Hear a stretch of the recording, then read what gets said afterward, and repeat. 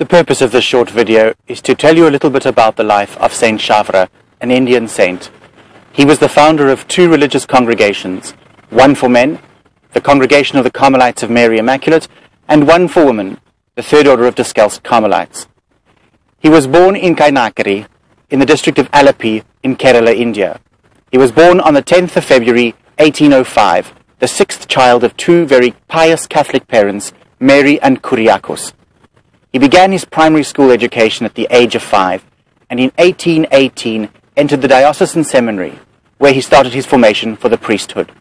He was ordained on the 29th of November 1829 by Maurelius Stabilini, the Vicar apostolic of Verapoly.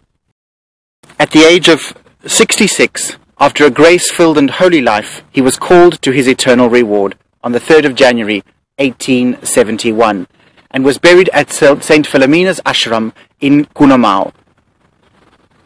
His immortal remains were, however, transferred in 1889 to the mother house of the Congregation of the Carmelites of Mary Immaculate in Mannanam. Saint Chavara's spirituality was based on the triple roots of the Carmelite order, the Oriental Church, and Indian traditions. His motto was to live for the sanctification of others, as well as for your own sanctification. He was deeply drawn by the greatness of God and the ingratitude of man. He meditated always on the love and the mercy of God, which helped him to be able to call God my dear Father. He had three great devotions in his life. The first was to the Holy Eucharist, and was the basis of his spirituality. He spent many hours before the Blessed Sacrament in Eucharistic adoration, and was well known for introducing and spreading the 40-hour devotion in Kerala.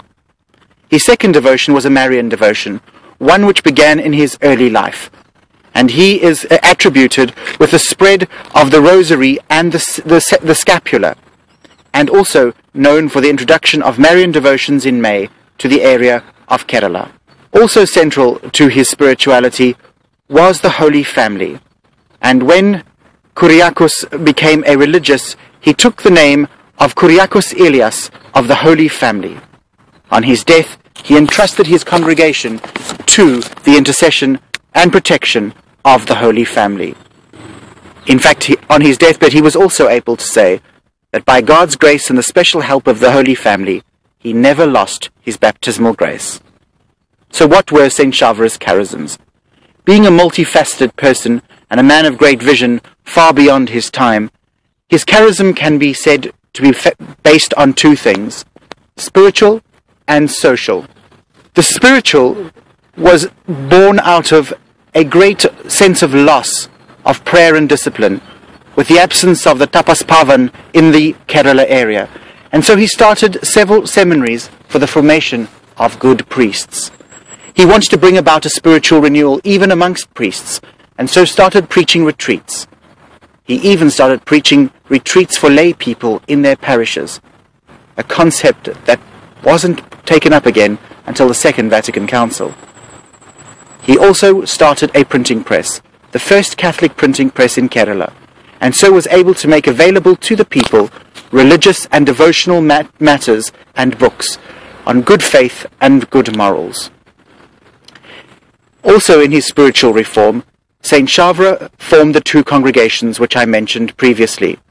In 1831, he founded the one for men, the Carmelites of Mary Immaculate, which today number 3,000 members spread in 27 countries. They continue his noble mission and charism. They work in pastoral care, schools, healthcare, and social work. On the 13th of February 1866, Saint Chavara also founded the Third Order of Carmelites Discalced, which after his death separated into two distinct congregations, the Congregation of Teresian Carmel and the Congregation of Mount Carmel. Together they now number nearly 7,000 members spread throughout the world. But Saint Chavara's spirituality also had a social dimension. He considered education to be very important, and so he started the first Catholic Sanskrit school in 1846 in Mannanam, where irrespective of caste, creed and colour, people could come together, sit together and study together. This was in a time where discrimination based on caste was prevalent. He was a man of great vision and ahead of his time. He also started the charitable institute of the Confraternity of St. Joseph for a happy death.